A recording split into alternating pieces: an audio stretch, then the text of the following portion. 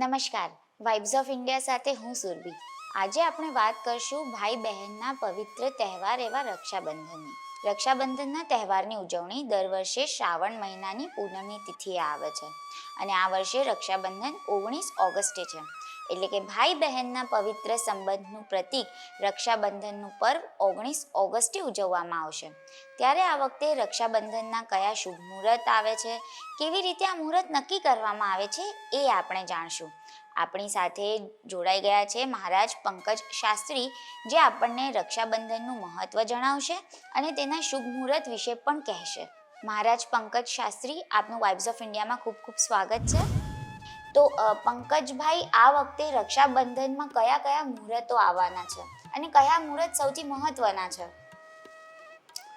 પહેલી તો મારા તરફથી નારીળી પૂર્ણિમાની અને રક્ષાબંધનના પર્વની ખૂબ ખૂબ શુભકામનાઓ.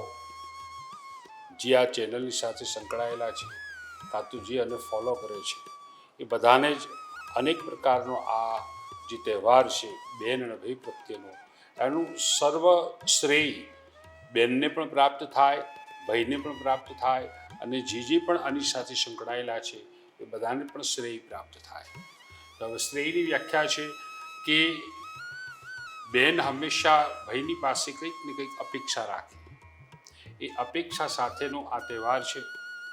અહીંયા આગળ લક્ષ્મીજીએ પણ આવી રીતના દંતકથામાં બ્રહ્માજીએ વર્ણન કર્યું છે કે બલિરાજાને જ્યારે ભગવાને વામન સ્વરૂપમાં 3 ડગલામાં ભૂમિ માપી અને 2 જ ડગલાની અંદર ઉપરનો લોક અને નીચેનો લોક માપી લીધો, પછી ત્રીજું ડગલું ક્યાં મૂકવું એના પ્રશ્નના રૂપી બલિરાજાએ કીધું કે મારા મસ્તક પર મૂકો.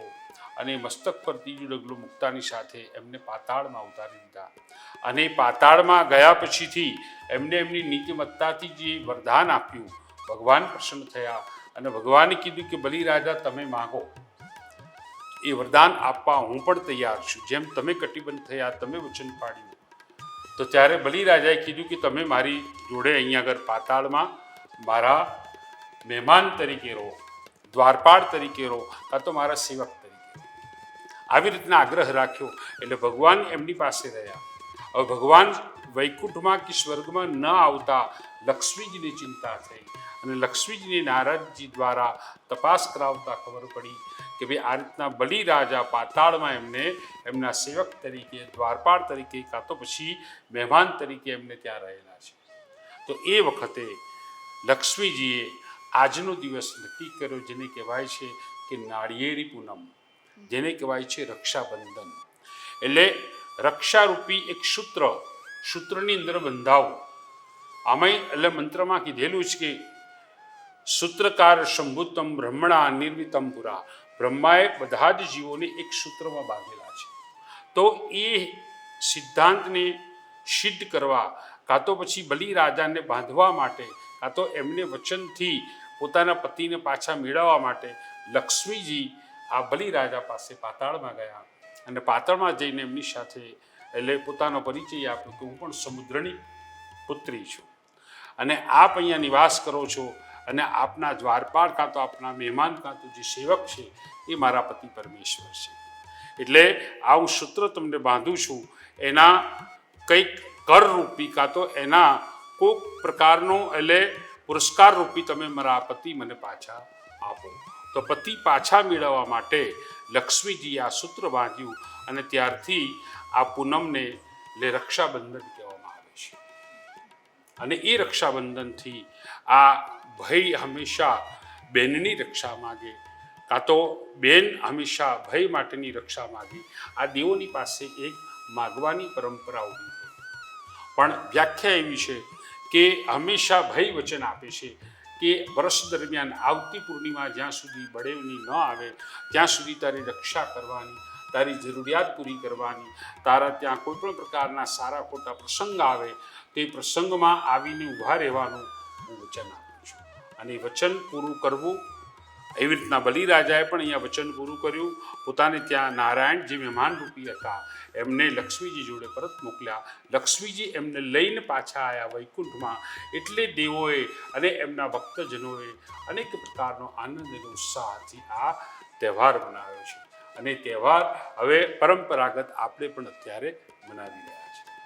એની અંદર ખાસ તો મુહૂર્ત જોવામાં આવે છે. મુહૂર્તની વ્યાખ્યા એવી છે કે બીજા બધા જે આપણા તહેવારો આવે એની અંદર માનો કે ભાઈ એટલે હોરા જોવામાં આવે છે, એની અંદર તમારે ચોઘડિયા જોવામાં આવે છે, એની અંદર લગ્નનું મુહૂર્ત જોવામાં આવે છે, એની અંદર તમારે પ્રહરનું મુહૂર્ત જોવામાં આવે છે. પણ આ બળેવની અંદર રક્ષાબંધનમાં કેવલ ભદ્રા નામનો જે યોગ છે એ ભદ્રા નામનો જો યોગ હોય તો એ દોષકારક બને છે. બેન ભાઈની રક્ષા માટે આ રક્ષા બાંધે તો એ સમય દરમિયાન જો બાંધવામાં આવે તો ભાઈને હાનિ થાય છે.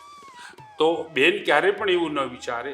એટલે આ તહેવારમાં યોગ સારો છે.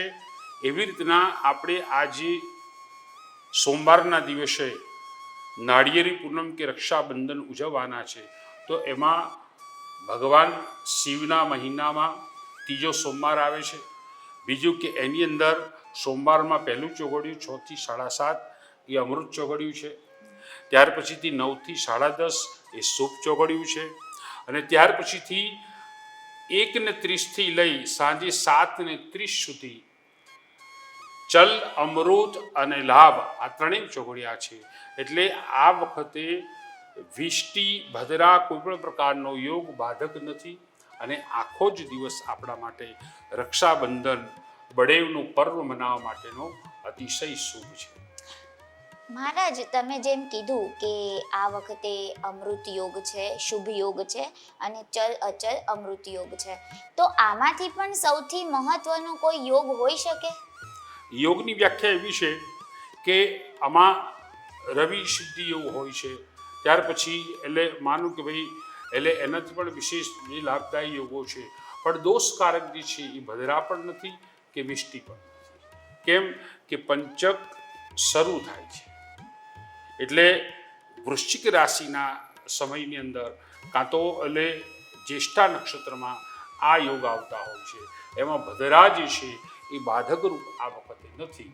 આના પહેલાંના પર્વમાં ગયા વર્ષે એના આગલા વર્ષે પણ થોડાક સમય એવા હતા કે જેમાં આપણે અમુક સમય બાંધી શકીએ અને અમુક સમયે નહીં બાંધવું, આવી રીતની એટલે એક આપણે ચિંતા રહેતી હતી કે ભાઈ આ વખતે બાંધીશું તો શું થશે.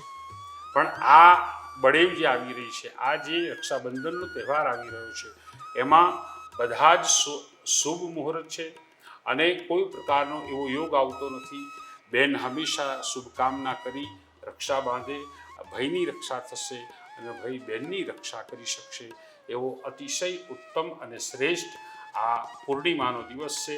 અને એમાં જે કોઈ પણ કાર્ય કરો એ તમને શુભ બલ અને શુભ ફલ જ આપશે, એમાં કોઈ સંશય નથી. મહારાજ પંકજ શાસ્ત્રી, આપ અમારી સાથે જોડાયા અને અમારા દર્શકોને શુભ મુહૂર્ત વિશે જણાવ્યું તે માટે આપનો ખૂબ ધન્યવાદ.